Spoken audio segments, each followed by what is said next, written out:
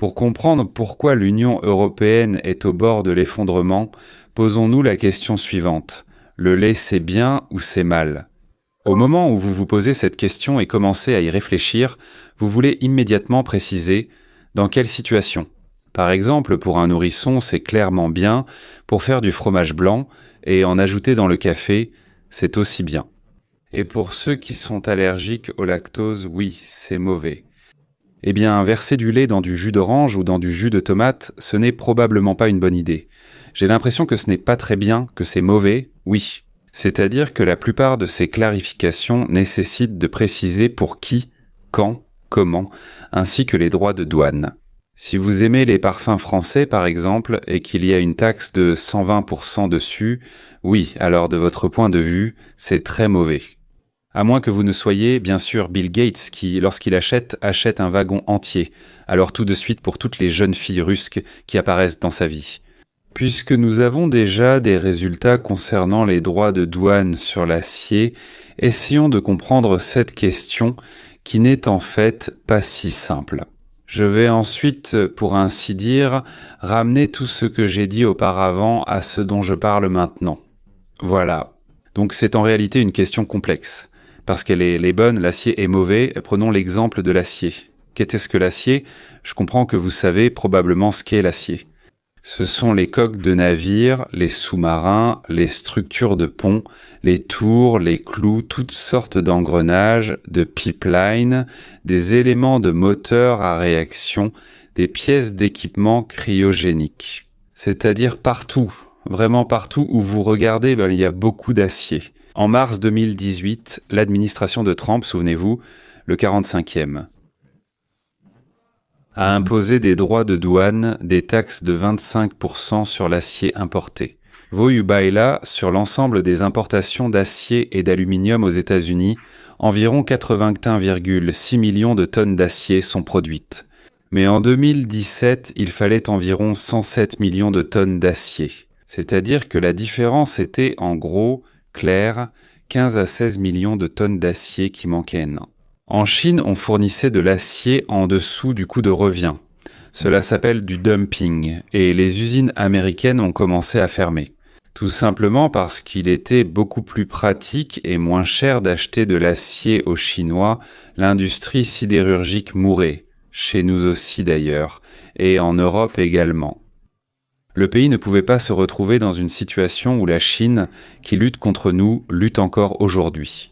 Disons sur le plan économique, politique, et ensuite Dieu sait sur quoi cela pourrait déboucher. Oui, il se peut que nous ayons un tout autre conflit avec eux, si on nous coupe les livraisons. Dans ce conflit de l'acier, disons, oui, je ne parle de rien d'autre, pour l'instant seulement de l'acier, alors ce sera pour nous. Eh bien, pour le dire gentiment, ce ne sera pas très bien, pas très agréable.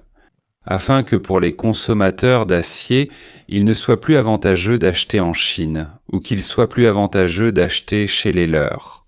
Donald Trump a imposé des droits de douane de 25%, puis il les a ensuite augmentés à 50%, sauf pour le Royaume-Uni, qui est resté à 25%, si je me souviens bien. Et tout de suite, il a imposé 25%, puis, après un certain temps, 50%, et l'achat de l'acier produit aux États-Unis est devenu beaucoup plus avantageux que l'importation, donc même si les Chinois ont commencé à baisser les prix. Néanmoins, lentement, les capacités de production aux États-Unis ont commencé à se développer et à se réorienter, et les achats d'acier importé ont diminué. L'acier importé a nettement baissé. Cela ne se fait pas en un instant, il y a beaucoup de contrats, des accords à plusieurs niveaux sur de nombreuses années, et ainsi de suite des liens là-bas.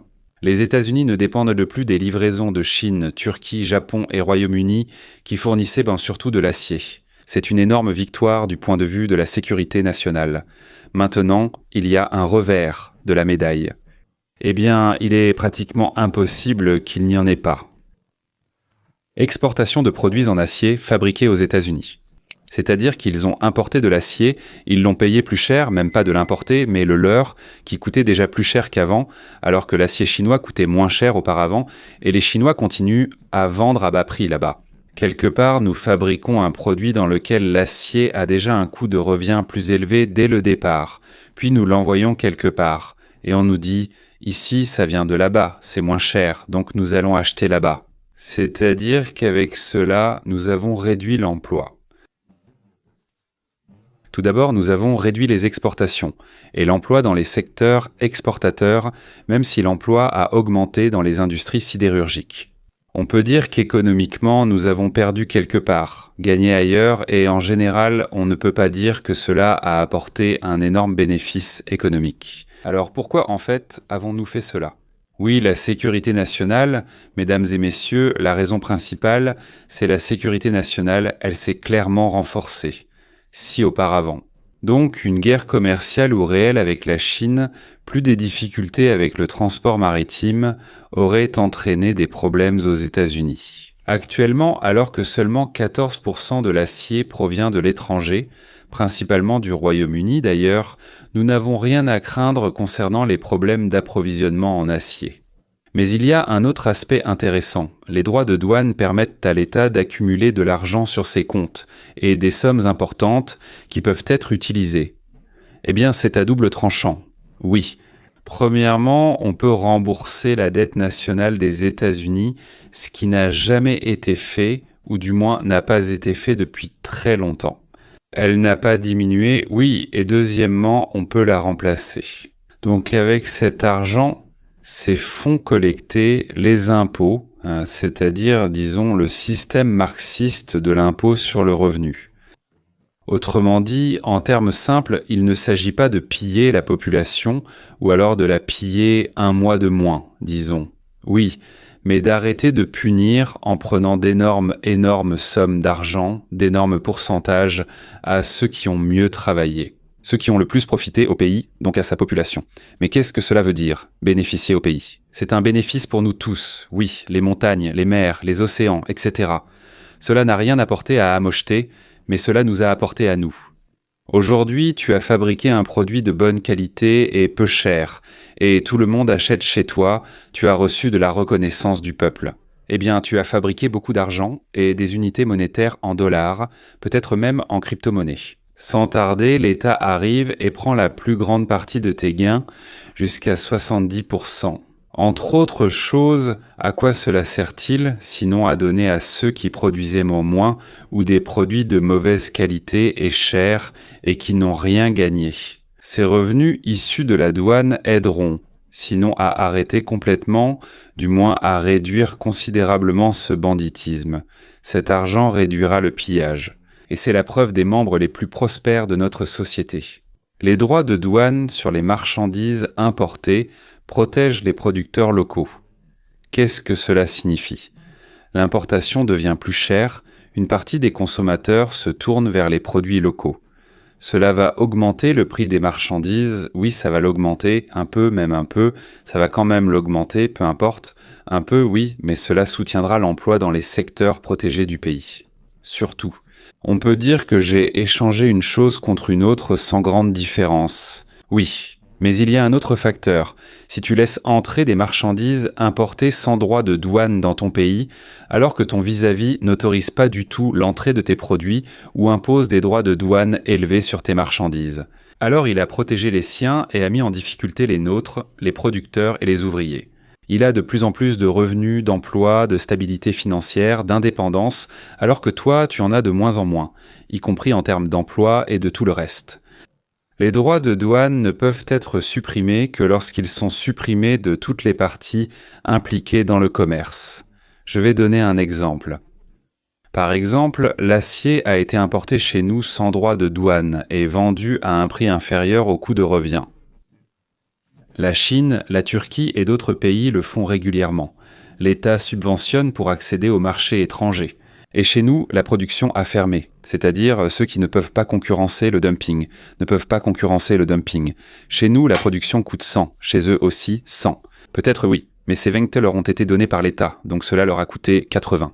Ils peuvent se vendre à 98. Et chez nous, on ne peut pas vendre à 98 parce qu'alors on perdrait 2 sur chaque unité puisque notre coût de revient est de 100. Et j'espère vraiment avoir été clair dans mes explications. Nous avons dû fermer notre production à cause de cela, car nous ne pouvons pas concurrencer ce dumping. Ensuite, nous fabriquons des vis en acier à partir d'acier bon marché, et nous pouvons les vendre moins cher que les autres. Alors comment équilibrer cela ? Bon, d'accord, en entente, on a importé de l'acier, on a payé moins cher là-bas, nos propres ouvriers se sont retrouvés au chômage, d'accord, mais maintenant, on va augmenter l'exportation de produits de bon marché en acier, on va embaucher ces mêmes ouvriers qui ont été licenciés des aciéries. Donc tout ira bien. Ils nous ont mordus là-bas, on les mordra ici, c'est donnant-donnant. Petit souci, ils refusent nos produits sur leur marché. Et donc, on a dit A et maintenant on attend. Et où allons-nous mettre tout ça un peu moins cher? Bon, je comprends, on peut vendre sur notre propre marché, mais il faut équilibrer. Si on prend quelque chose de cet état, il faut aussi envoyer quelque chose en retour. D'accord, même plus. Voilà, les vis ne se sont pas dévissées ou vissées, ou comment dire, oui, nous n'avons pas réussi à compenser nos pertes dans la sidérurgie par des profits sur les vis, nous avons une perte. Là-bas, nous avons perdu des gens et perdu le marché et nous ne pouvons pas les exporter, on ne nous permet pas de les y amener. Pour les vis, ils imposent des droits de douane élevés pour protéger les leurs. Les fabricants de vis. Celui qui voulait être le plus honnête, ouvert et libre est perdant, on ne peut pas être le seul à être honnête. Dans une bande de voleurs et de tricheurs, tu perdras forcément. Tu perdras forcément, il n'y a aucune chance. Il ne faut pas devenir soi-même un tricheur, ce n'est pas ce que je propose, ce n'est pas parce qu'ils sont des tricheurs que je vais aussi devenir un tricheur. Maintenant, nous allons tous tricher. Non, il faut simplement faire en sorte que les autres, avec toi au moins, ne trichant pas contre toi, au moins, je me trompe, s'ils trichent avec quelqu'un d'autre, c'est leur affaire, mais avec toi, qu'ils ne te trompent pas.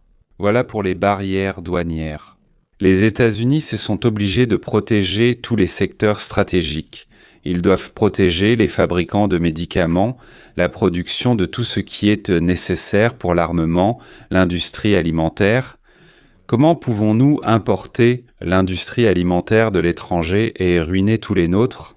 Oui, et ensuite la Chine, la Russie ou quelqu'un d'autre soit refuse tout simplement, soit place des sous-marins et fait exploser tous les convois. C'est la même chose que ce que Staline a fait avec l'Ukraine et le Kazakhstan. Mourir de faim. Aujourd'hui, nous sommes obligés de produire nos propres semi-conducteurs, nos propres puces, nos propres composants électroniques, nos propres minéraux critiques, d'avoir du lithium, du cobalt, des terres rares. Il y a en réalité 16 secteurs qui doivent être protégés et capables de satisfaire la demande du pays. Et ce, à 100%, eh bien peut-être à 80% là-bas, et encore 20%. Ceux qui sont des pays amis nous apportent, mais s'il leur arrive quelque chose, alors nous devons savoir faire et être prêts. Nous savons faire. Augmenter la production jusqu'à 100%. La principale, sinon la seule tâche, le rôle, le devoir de l'État, c'est de protéger la population. Et donc la préservation de ces secteurs fait partie de la notion de protéger la population. Voilà ce qui se passe quand vous dites aux voleurs « Vous savez les gars, vous avez volé, vous avez bien vécu, tout allait bien, mais maintenant c'est fini, la belle vie est terminée. Maintenant, nous allons tous commencer à jouer selon les règles. » D'abord, ils rient, bien sûr, oui, puis en comprenant que c'est sérieux, ils commencent à te détester, et à te détester d'une haine féroce. Que se passe-t-il lorsque les États-Unis disent « Si vous nous imposez des droits de douane, nous vous en imposerons aussi ». Que se passe-t-il lorsque les États-Unis disent « Vous protégez les secteurs qui vous sont importants, alors nous allons protéger ceux qui sont importants pour nous ». Que se passe-t-il si on dit aux profiteurs « Non, plus de cadeaux, c'est fini, maintenant tout sera équitable, équilibré, ouvert, honnête ». Ils sont horrifiés, honnêtement. Pour eux, c'est la mort, la ruine. Nous ne savons pas faire ça, on ne nous a pas appris ça, on ne nous a pas demandé ça, c'est vrai, bon, eux non plus, mais nous allons nous en sortir. En plus, nous les avons protégés gratuitement, sans demander de payer pour nos dépenses des 50 dernières années, mais à partir de maintenant, le salut du noyé passe entre les mains du noyé lui-même. Vous pensez qu'ils sont reconnaissants que nous leur ayons permis de développer leurs industries sans vous autorisiez l'importation sans droit de douane chez nous, alors qu'eux taxaient nos produits et qu'on ne les importait pas? Vous pensez qu'ils sont reconnaissants que nous les ayons protégés avec nos enfants, avec nos armes qui coûtent très très cher? Ils nous sont reconnaissants? Eh bien, au minimum, ils nous détestent. Ah, ces affreux, terribles Américains avec leurs lois, affreuses, terribles, comment osent-ils? D'accord, ils sont devenus aveugles et sourds à force de haine. J'ai peur qu'ils deviennent encore pires. Et ensuite? Un mot qui vient, qui ressemble à Kushali. Voilà, nous sommes leurs ennemis les plus terribles. Parce qu'ils se sont déjà habitués à ce que nous donnions et ne voulions rien en retour. Ils se sont habitués à ce que ce soit ainsi maintenant et que ça le restera. Et cela leur appartient puisque nous donnons et ne voulons rien en retour, donc c'est à eux. Et maintenant, soudainement, ce qu'ils ont décidé leur appartient. Nous reprenons. C'est à eux et nous reprenons. Il n'y a personne de pire que nous maintenant. Nous leur avons volé ce qu'ils considéraient comme étant à eux. Nous sommes des voleurs. Eh bien, au fond d'eux-mêmes, ils comprennent qui sont les voleurs, n'est-ce pas? Oui, mais personne ne veut se détester lui-même.